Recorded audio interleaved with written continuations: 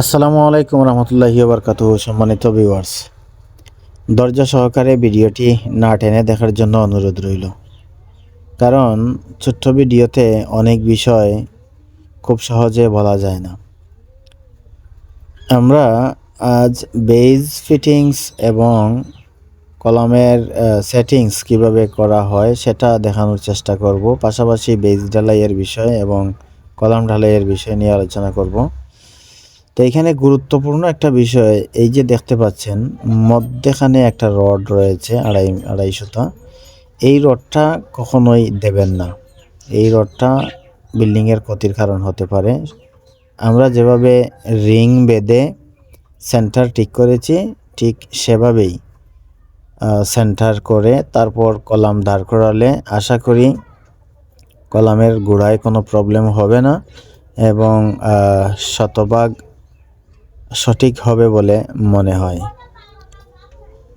তো এই যে দেখতে পাচ্ছেন রিং আমরা যেভাবে সেট করেছি, ঠিক একইভাবে যদি রড না দিয়ে রিং সেট করা হয় তাহলে মাটির কোনো সংস্পর্শ বেইজে আসবে না এবং এখান থেকে কোনো সমস্যা সৃষ্টি হবে না বিল্ডিংয়ের জন্য। আমরা প্রত্যেকটা কলামে এভাবেই রিং বেঁধে সেন্টার ঠিক করেছি, যাতে করে কলাম বসালে সুন্দর হয় এবং কলাম যেন আউট না হয়।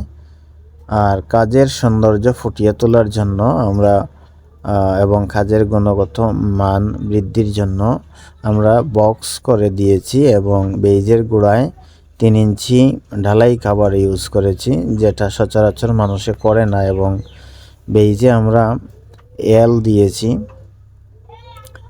এখন আমরা ঢালাই দিয়েছি, সেই ঢালাইয়ের ভিডিও আপনারা হয়তো দেখেছেন, সংক্ষিপ্ত আকারে ভিডিও তুলে দেওয়া হয়েছিল।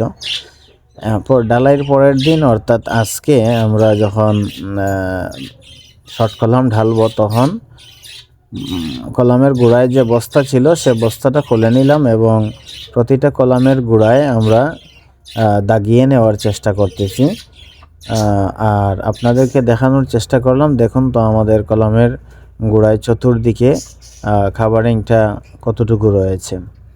আমরা 3 ইঞ্চি করে চতুর্দিকে কাভারিং রেখেছি এবং এই কাভারিং এবং কলামের গোড়ায় দাগ দেওয়ার জন্য লেআউটের সুতা টেনেছি। সেই সুতা থেকে শল দিয়ে আমরা সেন্টার ঠিক করেছি। এতে করে দেখা গেছে আমরা আগে যে কাজগুলো সুন্দরভাবে করেছিলাম তার ওই প্রতিফলন হচ্ছে।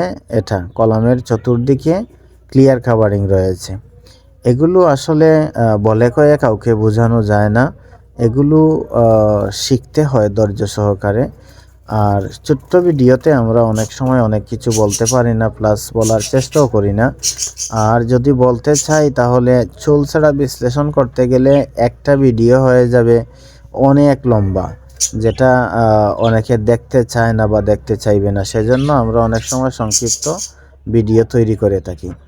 তো যাই হোক, কথা না বললেও অনেক কিছু বুঝে নেওয়ার চেষ্টা করবেন। আমরা চেষ্টা করি কাজের গুণগত মান ভালো রাখার এবং কাজের গুণগত মান ভালো হয়েছে এমনটা তুলে ধরার জন্য। তো এখান থেকে যারা শিখতে ইচ্ছুক তারা তো অবশ্যই শিখে নেওয়ার চেষ্টা করবেন, আর যারা জানেন তাদেরকে তো শেখানোর কিছু নেই। আমরা নিজেরও অনেকের কাছ থেকে শেখার চেষ্টা করি এবং এইচএসপি কনস্ট্রাকশন সদা সর্বদা ভালো কাজ উপহার দেওয়ার চেষ্টা করে। তবে ভালো কাজ পেতে চাইলে মালিক পক্ষকে ভালো রেট দিতে হবে।